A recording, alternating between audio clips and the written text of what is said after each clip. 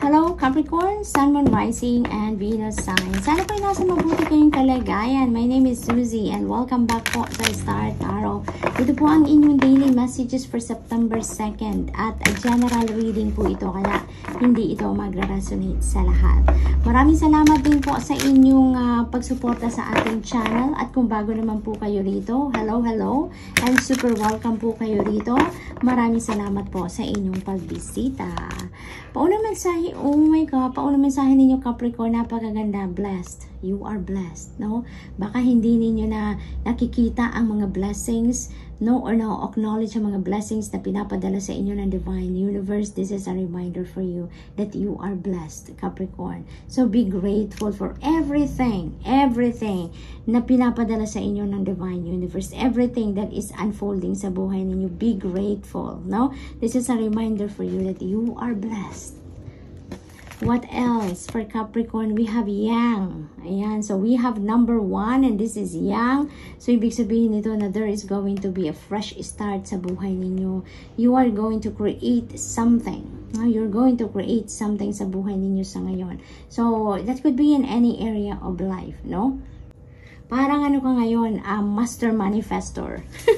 Yun ang na-pick up ko, Capricorn. You are going to be the master manifestor. Kasi you have that power ngayon. Meron kang kapangyarihan to make things happen sa buhay ninyo ngayon. Kaya you are on the go. No, you are on the go. Talagang, ano ka ngayon, kung ano man yung ideas na gusto ninyong gawin, kung ano man yung plano ninyo na gusto ninyong i-roll out, looks like talagang sisimulan ninyo yan ngayon. Looks like you're going to be very driven and determined, no? Nasimulan mo na agad-agad yan, Capricorn. You are on the creation mode sa ngayon. So, good luck. We have all that glitters. Ayan. So, wag lang kayong masyadong matitempt sa mga kung ano lang ang nakikita ninyo on the surface, no? Do not be deceived by appearances, kumbaga, no? Capricorn, dig deeper, investigate further, no? Kasi maaaring may mga opportunities dito na lumapit sa inyo. And let's say, for example, multiple opportunities ang mga yan, di ba? So, maaaring hindi na ninyo yan titignan lahat, di ba? Kasi magbe-base na lang kayo sa kung ano yung tempting sa inyo, kung ano yung attractive para sa inyo. So, maaring ma-deceive kayo, 'di ba, ng opportunity na yan. So, what you're going to do is dig deeper, investigate, do more research, alamin ninyo kung ano, what is all about, no? At nang sa gayon ay makasiguro kayo na tama ang pipiliin ninyong opportunity, 'di ba? Yung the best for you, yung makukuha ninyo, okay? So, what else? We have no place like home. This is, parang meron akong biglang lungkot na naramdaman dito, no? Kasi yung parang, ang naramdaman ko dito, homesick, no? Maaring ang iba sa inyo, nasa ibang lugar, nasa malayong lugar, maaring nasa abroad kayo, or maaring malayo kayo sa mga magulang ninyo, malayo kayo sa mga anak ninyo, sa asawa ninyo, sa mga mahal ninyo sa buhay, no? At kaya naman namimiss ninyo sila, no? Parang nagmumuni-muni kayo, nagre-reflect kayo sa ngayon, and you are missing so much yung mga kamag-anak ninyo. Yun ang akin ipipick up dito. Kaya nasasabi ninyo na there's really no place like home. Kasi kung nasaan man kayo ngayon, maaring komportable ang buhay ninyo, maaring maganda ang mga nakikita ninyo. Pero there is something missing, no? Sa puso ninyo.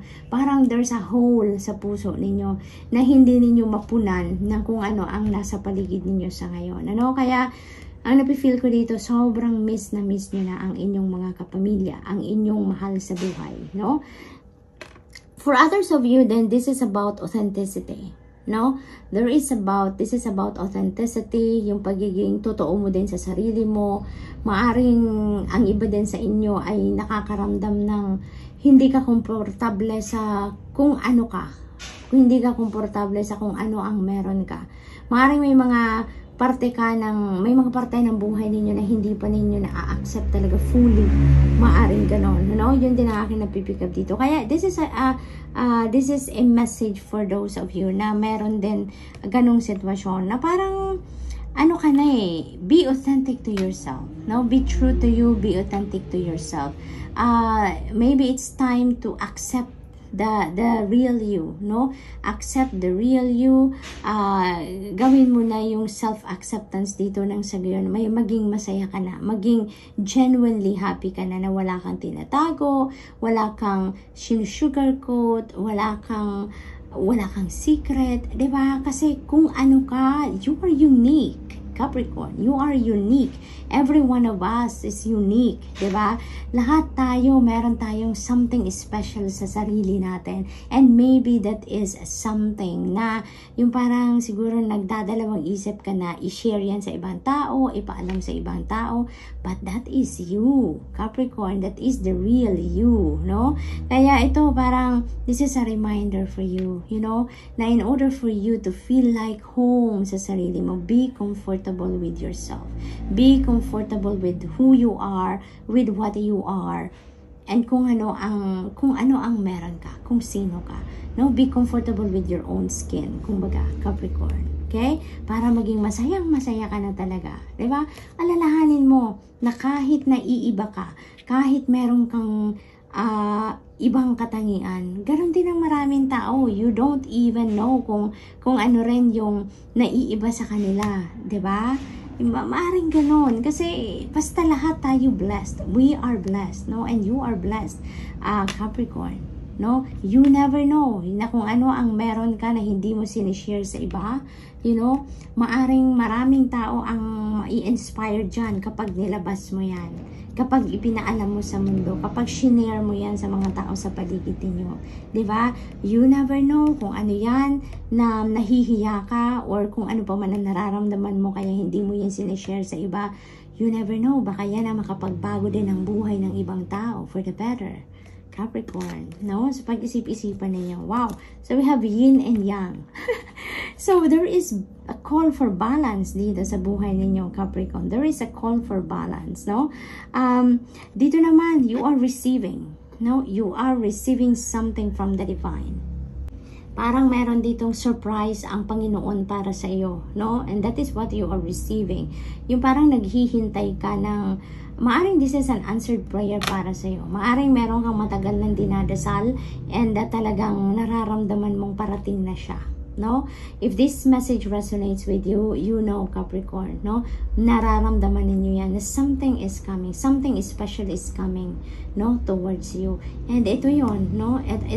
This is the feminine principle of receptivity. So you are welcoming, you are receiving dito something special from the divine universe, Capricorn. So there is a gift, no, na maaaring dumating sa inyo that ikaw lang ang tanging nakakaalam niyan dahil mararamdaman mo yan. So, Capricorn, that's all I have for you for today. I hope nakatulong ang mga mensaheng ito in some way. Thank you for watching. Love and light. Namaste. Hello, Virgo, Sun, Moon, Rising, and Venus sign. Sana po'y nasa mabuti kayong kalagayan. My name is Susie, and welcome back po sa Star Tarot. Ito po ang inyong daily messages for September 2nd at general reading po ito, kaya hindi ito magre-resonate sa lahat. Kunin niyo lang po kung anong sasakto sa inyong sitwasyon. Maraming salamat din po sa inyong pagsuporta sa ating channel, at kung bago po kayo rito, sobrang welcome po kayo at maraming salamat po sa inyong pagbisita. We have number 41, soulmates. Ayan, soulmates. Maaring makikita mo na ngayon ang inyong soulmate. Maaring mamimit mo na ngayon ang iyong soulmate, Virgo. This is partnership, no? This is also partnership. So meron ditong maaring this is a love connection din, no, na mabubuo between you and your soulmate. Maaari din na makilala mo na ngayon ang iyong soulmate and you are going to develop a very deep friendship, no? So yun din ang napipick up ko dito, and you are going to create a beautiful partnership, no, with this person. So, Virgo, we have Treasure Island. Wow, meron kang madidiscover dito. Something that is going to bring forth a prosperity and abundance sa iyo, Virgo. Napakagandang mensahe, no? Maaring this is a beautiful opportunity waiting for you to discover. no? So, maaring financial blessing ito, financial opportunities na maaring kumatok sa inyo sa ngayon. This is another money path for you, Virgo, no? Na maaring naghihintay na sa inyo. So, this is really beautiful. Talagang, parang ito yung panahon din ninyo, no? Na ma-enjoy ninyo ang financial freedom, yung financial abundance, and prosperity. Talaga, Virgo, go the distance. Ayan. So, naman, ang iba sa inyo dito, Virgo, you know, you are taking the time ngayon to think about long-term goals, no? Marami kayong pangarap sa buhay ninyo na parang ngayon iniisip nyo na, yung parang you are setting your intention. Maybe today is your birthday, Virgo. Maaring today is your birthday, kaya you are setting new intentions, no, for the year dito as the new season comes, no? Kasi birthday season ninyo. So that is really beautiful. So ayan, so saktong-sakto yan sa inyo for those Virgo who are celebrating your birthdays today. So maaring ito talaga yung gagawin ninyo ngayon or balak ninyong gawin, that you are going to set new intentions for the year, no? Kasi yung mga long-term goals ito, no, na iniisip ninyo ngayon or iisipin sa ngayon. We have here and now. Ayan, narinig ko agad, be practical, no? Be practical, Virgo. Na focus muna tayo sa kung anong meron ngayon. Focus muna tayo sa kung ano ang nangyayari sa ngayon, because the power is now, no? We should always remember that. Na kung anong nakaraan, wala na tayong magagawa doon. Tapos na yon, it's done, it's over, 'di ba? At lalong-lalo na wala din tayong magagawa para sa future, because tomorrow is never promised, 'di ba, Virgo? Hindi natin alam kung ano ang eksaktong mangyayari sa buhay natin bukas. Kaya it's hard to make plans, 'di ba? It's hard to put our focus and attention on that kasi parang waste of time lang 'yon, dahil hindi naman natin eksaktong alam kung ano talaga ang maaring mangyari. Kaya ang mas magandang pagtuunan natin ng pansin ngayon ay ang ngayon, kung anong nangyayari ngayon, ano ang gagawin natin ngayon, because the power is now.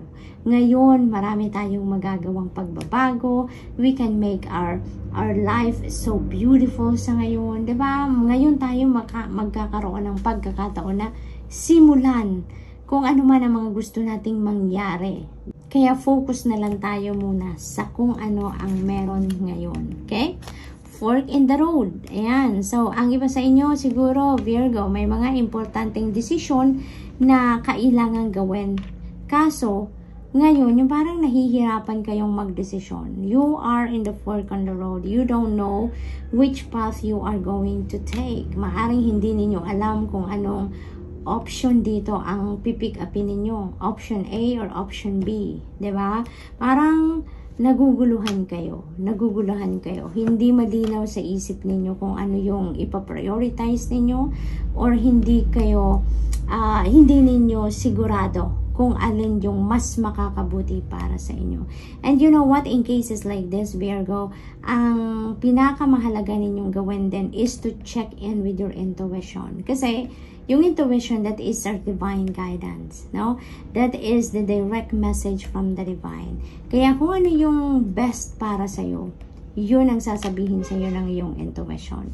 Yun ang magagabay sa'yo kung aling option ang dapat sa'yo, kung ano yung best mong gagawin. So, make sure that you listen and follow what your intuition is telling you, because makakasiguro ka na sa tamang daan ka dadalhin yan, Virgo. So, that's all I have for you for today. I hope nakatulong ang mga mensaheng ito in some way. Thank you for watching. Love and light. Namaste. Hello Taurus, Sun, Moon, Rising, and Venus sign. Sana po ay nasa mabuti kayong kalagayan. My name is Suzy and welcome back po sa Star Tarot.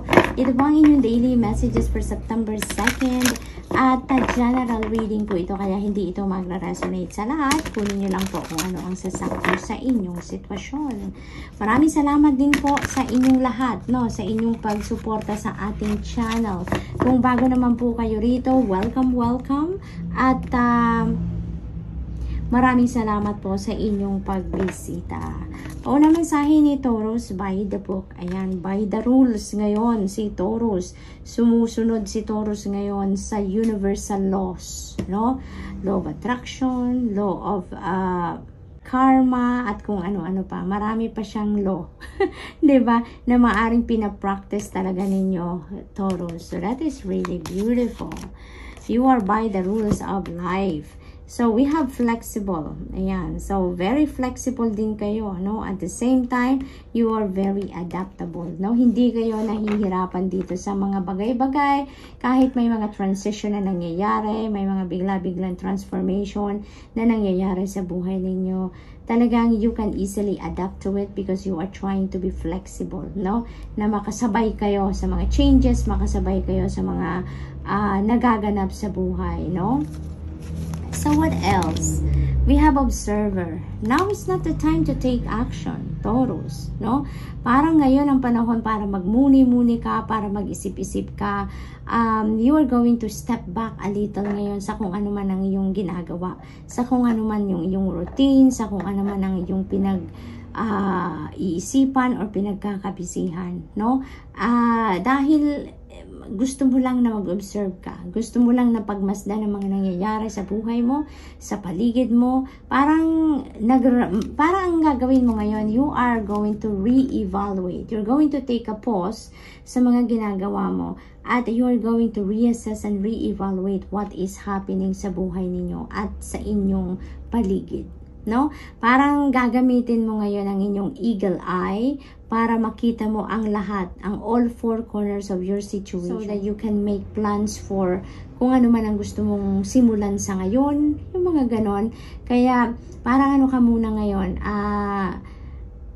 reflection mode, no? Reflection mode, re-evaluation mode ang gagawin ng karamihan sa inyo dito, Taurus. Talagang nagpa-prepare ka. You are preparing for everything dito. Kasi parang you are making sure na everything will be alright, no? Kapag sinimulan mo nang gawin ang kung anumang endeavor na yan na gagawin ninyo, na pinagpaplanuhan ninyo ngayon, planchado na ang lahat, no?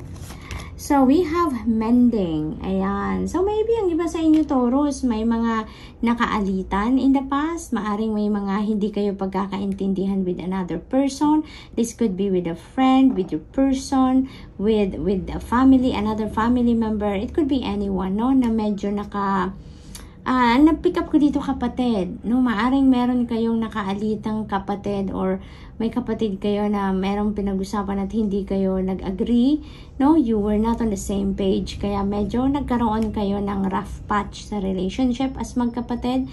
Pero ngayon, you know, magkakaayos na kayo. Mayroon ditong pagkakataon na mag-uusap kayo at magkakaayos kayo. Meron ditong reconciliation, peaceful resolution sa kung ano man na naging problema ninyo. And you are going to start over again, no?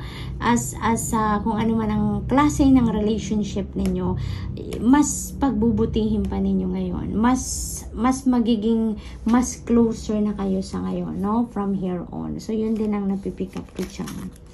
We also have here and now. Ayan. You know what? Si here and now, labas ng labas ito sa maraming sa maraming signs, no? So, maybe ang iba sa inyo talaga, yung super focused pa kayo sa kung ano ang tapos na, kung ano ang nakaraan na, kung ano yung natapos na, kumbaga, no? Maaring nandun pa rin kayo, nandun pa rin ang focus ninyo, or maybe naman you are super futuristic naman at focus naman kayo masyado on making plans kung ano naman ang mga gusto ninyong mangyari in the future. At alam mo yun, yung nanineglect ninyo kung ano ang sa ngayon, no?